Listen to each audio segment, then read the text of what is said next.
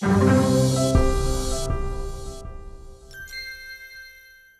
of our clients is a very large US big box retailer, and they had a pretty sophisticated solar program.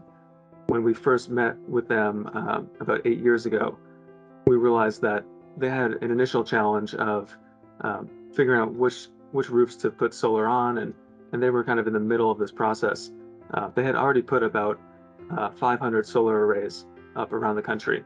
Each of the arrays around maybe 500, 750 kW in size, and typically on a roof around 120,000 to 150,000 square feet.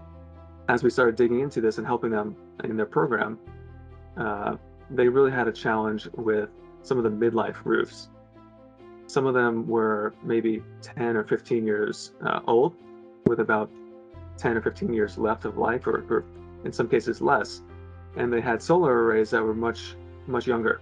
And typical solar array contract was about 15 years, in some cases 20 years.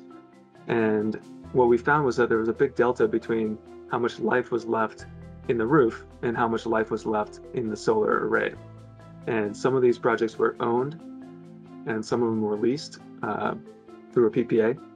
And what we noticed is we were able to provide contract review, and upon reviewing their contracts, the retailer was on the hook for the cost of removal and replacement of that solar array. So as the roofs got older and older, they were really coming up against a pretty big wave of capital expenditures where they might have to do a re-roof or recover. Meanwhile, they're really eating into their project economics if they have to take that array down just to do a re-roof project and then just to put the array back up. And typically we're seeing those costs at $1 a watt, or maybe even 75 cents a watt more conservatively. So you're looking at a few $100,000 on most of these projects just to take the array down and put it back up, because you've got this roof that is not in alignment with the life of the solar array. So we were able to prioritize the roofs with the biggest delta, where it looked like the biggest time crunch to figure this out and the most opportunity to help them maybe avoid some of these costs. So we mobilized our crew and sent out our field teams to assess about 130 roofs with solar and midlife and aging roofs.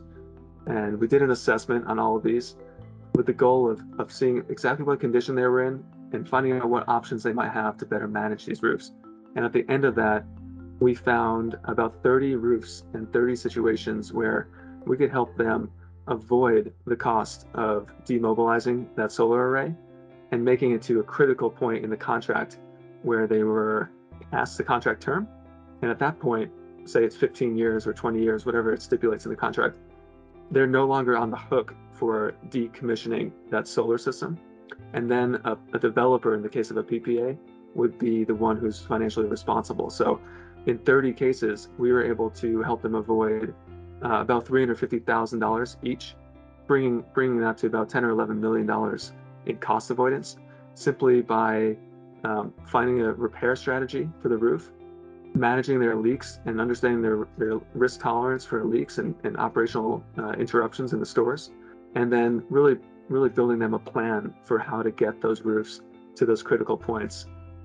A solar array on a roof is its own asset that you're managing.